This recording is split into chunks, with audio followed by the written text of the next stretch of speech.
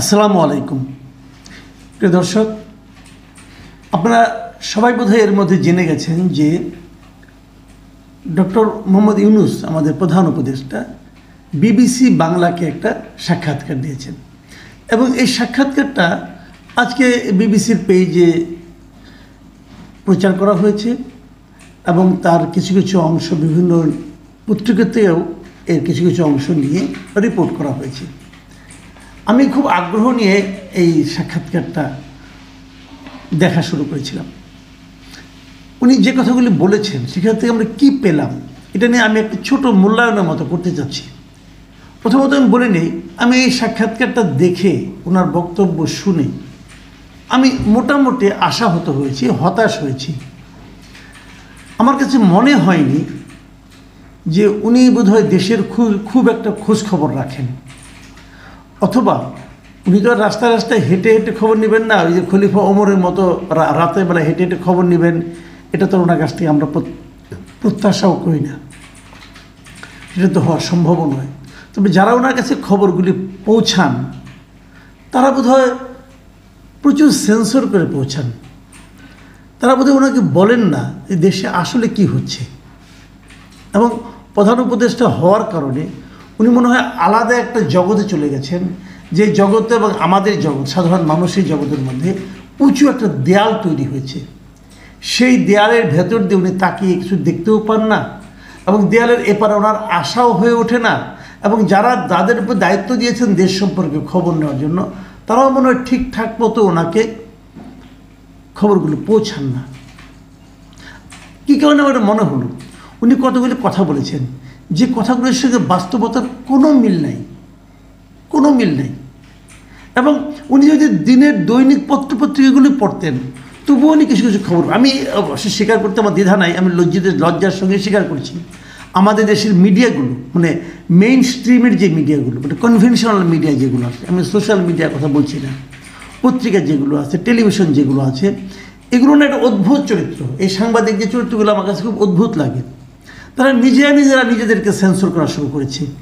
তাদের মধ্যে স্তুতি ছাড়া আমি খুব বেশি কিছু দেখি না। আগে তারা ভয়ে স্তুতি করতো সরকারের, এখন যে কী কারণে স্তুতি করে এটা আমি জানি না। এই সরকার তো ভয় দেখায়নি, এই সরকার তো বলেনি যে তোমরা প্রকৃত বাস্তবতাটা আমাদের কাছে আড়াল করো, কিন্তু তারপরেও কেন যেন আমাদের মিডিয়াগুলো সে কাজটা খুবই সতর্কতার সঙ্গে করে চলেছেন। সরকার অথবা আরেকটা হতে পারে যে সরকার প্রধান কি পত্রপত্রিকাগুলি পড়েন না, কিছু কি দেখেন না।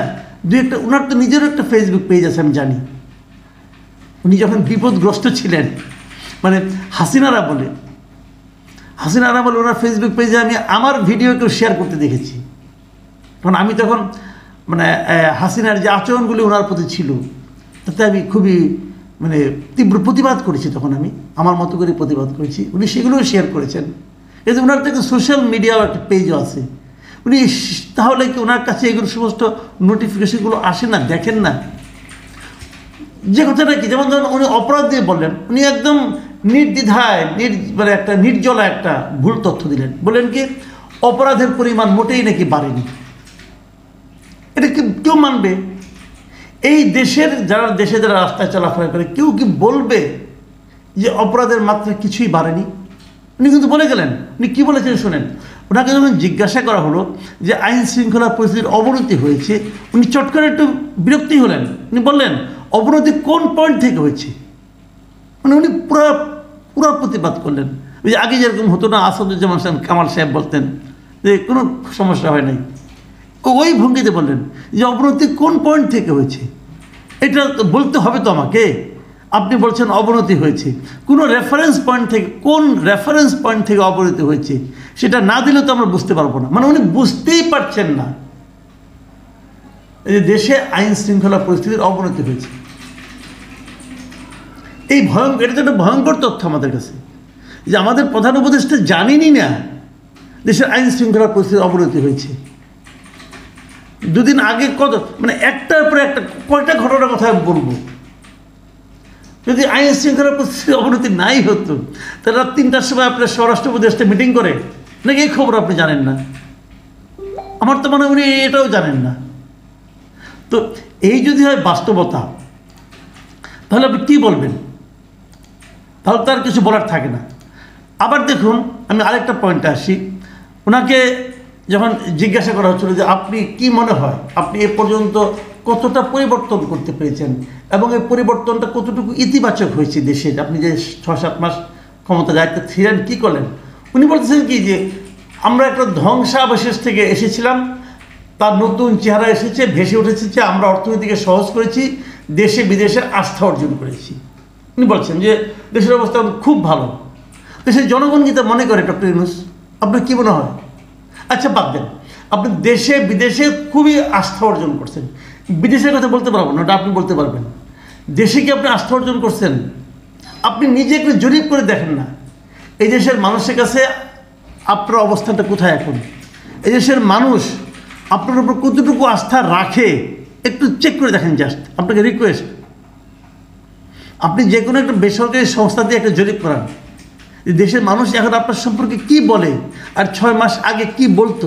ঠিক আছে, আমি করব, আমি আগামী সপ্তাহে একটা জরিপ করব, করে আপনাকে দেখাবো দেশের মানুষ আপনার সম্বন্ধে কী ভাবে।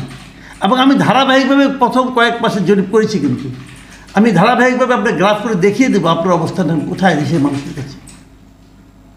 তো এইগুলি বললে তো হবে না, কোনো খবর না থাকলে যে জিনিসগুলো হয় আর কি। আবার ধরেন যে এই যে মব কালচার, তাকে কিন্তু এই প্রশ্নটা করা হয়েছে, এই যে মব কালচার হচ্ছে, গণপিটুনি হচ্ছে, একটা প্রশ্ন সুনির্দিষ্টভাবে প্রশ্ন করা হয়েছিল। এই ধানমন্ডি 32 নম্বর সহ সারা দেশে অনেক ভবনে ভাঙচুর করা হয়েছে। দীর্ঘ সময় ধরে এগুলো চললেও সরকারের কিংবা আইন শৃঙ্খলা বাহিনীর তেমন কোনো ভূমিকা দেখা যায়নি।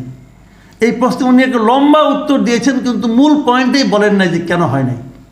উনি এটা সেটা নিয়ে অনেক কিছু নিয়ে বলছেন যে পুলিশ কেন কাজ করতে পারছে না, হ্যান পারছে না, ত্যান পারছে না। কিন্তু এই যে ধানমন্ডি 32 নম্বর যে ভাঙা হলো ঘোষণা দিয়ে, এবং তার সঙ্গে আরও অনেক ভবন ভাঙা হলো, এই সংক্রান্ত সরকারের যে ব্যর্থতা, সরকার যে কোনো ভূমিকাই নিতে পারেনি, এই সম্পর্কে উনি কোনো একটা শব্দ বন্ধ উচ্চারণ করতে পারলেন না। তার মানে এটা ওনার কাছে কোনো বিষয়ই মনে হয় নাই। ঐক্য নিয়ে প্রশ্ন করা হয়েছে, উনি এটাও বুঝতে পারছেন না। ওনাকে জিজ্ঞেস করা হচ্ছে যে আগে তো সবাই আপনাকে সমর্থনকে দায়িত্ব দিয়েছিল, সমস্ত পলিটিক্যাল পার্টি আপনাকে সমর্থন দিয়েছিল, সেই সমর্থন তো একটু ভাঙন ধরছে, উনি তাও জানেন না, উনি বলতে পারলেন না। উনি কি ওনার উত্তরটা কি, আমার অবস্থানে কোনো পরিবর্তন হয়েছে বলে মনে হয় না, কেউ আমাকে অসমর্থন করেছে এমন কোনো খবরও তো আমি পাইনি এখনো। অথচ প্রধানতম বিরোধী দল বিএনপি, তার মহাসচিব বলেছেন আপনি নিরপেক্ষতা হারিয়েছেন। সেই দলের যিনি চেয়ারপারসন, ভারপ্রাপ্ত চেয়ারপারসন, তিনি স্পষ্ট করে বলেছেন যে আপনার আচরণ এখন আর আগের মতো নিরপেক্ষ মনে হচ্ছে না, এবং সেগুলো পত্রপত্রিকায় এসেছে, মেইন স্ট্রিম মিডিয়ায় এসেছে। আপনার চোখে পড়ল না কেন? যে শাসকের দেশের মানুষের যে চিন্তা ভাবনা, দেশের মানুষের, দেশের অন্যান্য দলের নেতৃবৃন্দের কথাবার্তা যার চোখে পড়ে না, যিনি জানেন না, তো উনি দেশ চালাবেন কী করে? অথবা দেশ চালানোর কতটুকু নৈতিক অধিকার ওনার আর থাকে? আমি এই জিনিসটা কিন্তু বুঝতেই পারছি না। উনি তারেক রহমানের কথাটাকে বেমালুম বলে, উনি জানেনই না জিনিসটা। তো এটাকে আপনি কী বলবেন? আমি ওনার যে প্রসঙ্গটা বলে মানে শেষ করতে চাই, সেটা হলো ভারত বাংলাদেশের যে সম্পর্ক, সেই সম্পর্ক নিয়ে যে প্রশ্নটা ছিল, সেই প্রশ্নটা সেখানে বলা হয়েছিল যে ভারত বাংলাদেশের সম্পর্কে মাঝখানে তো এখন এক ধরনের অবনতি হয়েছে। এবং ইন্টারেস্টিং হলো উনি এটা বেমালুম অস্বীকার করলেন। উনি কী বলছেন শুনেন, উনি বলেছেন আমাদের সম্পর্কের কোনো অবনতি হয় নাই, আমি যেভাবে ব্যাখ্যা করে এসেছি আমাদের সম্পর্ক সব সময় ভালো থাকবে, এখনও ভালো আছে, ভবিষ্যতেও ভালো থাকবে। মানে কোনো অবনতি হয় নাই, কোনো পরিবর্তন হয় নাই, এই জন্য বেমালুম অস্বীকার করলেন। আপনাদেরকে তাই মনে হয় ভারতের সঙ্গে আমাদের সম্পর্কের কোনো অবনতি হয় নাই? তাহলে এই দেশের লোক ভারতের টুরিস্ট ভিসা পাচ্ছে না কেন? অত আরও অনেক আমি প্যারামিটার বলতে পারি, অত প্যারামিটারে আমি যাচ্ছি না, আমি কিন্তু একটা প্যারামিটার ধরছি যে তাদের সঙ্গে আমার সম্পর্ক কোনো অবনতি হয় নাই। তাহলে ওরা আমাদেরকে ভিসা দিচ্ছে না কেন? এটা আপনি আমার বোঝান। টুরিস্ট ভিসা কেন দিচ্ছে না তারা? কিছুই অবনতি হয় নাই। তো দুদিন আগে ভারতের পররাষ্ট্রমন্ত্রী আমাদের সম্পর্কে কি বললেন, আর তার জবাবে আমাদের পররাষ্ট্র উপদেষ্টা কি বললেন, এই দুজনের বক্তব্য শুনেও কি আপনার মনে হয় নাই যে কোনো অবনতি হয় নাই? মানে মানে হয় উনি এগুলি জানেন না, অথবা জানেন, যখন শুনেন তখন জানেন, পরে আর মনে রাখতে পারেন না। এটা কিন্তু হতে পারে, ওনার যে বয়স হয়েছে মনে না রাখতে পারাটা অন্যায় কিছু না। আমাদেরই অনেক কিছু মনে থাকে না, আমাদেরই তো অনেক কিছু মনে থাকে না। তো এরকম তো হবেই, বয়সের তো হবেই। কিন্তু যদি মনে না থাকে তাহলে কেমনে হবে ভাই? তাহলে কীভাবে হবে? এবং আরও অনেক অনেক বিষয় আছে, আমার ধারণা আপনারা সবাই জিনিসগুলো পড়বেন, পরে দেখবেন যে ওনার বক্তব্যটাকে। আমি খালি এইটুকুই বটম লাইন বলছি যে উনি সম্ভবত পত্রপত্রিকা পড়েন না, উনি সম্ভবত দেশের মানুষ কেমন আছে খোঁজখবর রাখেন না, উনি সম্ভবত যারা ওনাকে উনি যাদেরকে খবর নেওয়ার জন্য দায়িত্ব দিয়েছেন সেই লোকগুলো সম্ভবত ওনাকে সঠিক খবর দেন না। এখন যদি উনি অসুখটার খবরই না জানেন, চিকিৎসা কীভাবে করবেন? এর চেয়ে বড় দুর্ভাগ্য আমাদের আর কী হতে পারে? আমরা এরকম চাইনি। অন্ততপক্ষে ডক্টর মোহাম্মদ ইউনূসের মতো লোকের কাছ থেকে এই ধরনের নির্লিপ্ত থাকার যে ব্যাপার স্যাপার, নির্লিপ্ত থাকার পিছনে যে কারণগুলো কি আমি জানি না, উনি নিশ্চয়ই এগুলি উদ্ধার করবেন যদি আমার এটা যায় ওনার কানে। যাওয়ার তো কোনো কারণ দেখি না, কারণ যিনি ওইগুলিই জানেন না এটা কেমনি জানবেন? ডক্টর ইউনূস শুরুর দিকে বলেছিলেন আপনারা প্রাণ খুলে আমাদের সমালোচনা করুন। আমার এখন সন্দেহ হচ্ছে একথা উনি কেন বলেছিলেন। আমার সন্দেহ হচ্ছে যে উনি একটা সিদ্ধান্ত নিয়েছিলেন যে তোমরা প্রাণ খুলে সমালোচনা করবা, আমি এগুলি কিছুই তাকাবো না, আমি এগুলি দেখবো না, শুনবো না, বুঝবো না। তো সমালোচনা তোমরা করলা কি করলা না আমার কী যায় আসে? এটাই যদি আপনার মূল উদ্দেশ্য হয়ে থাকে তাহলে তো আমাদের কিছু বলার থাকে না। প্রিয় দর্শক, এখন এই পর্যন্তই। আল্লাহ হাফেজ।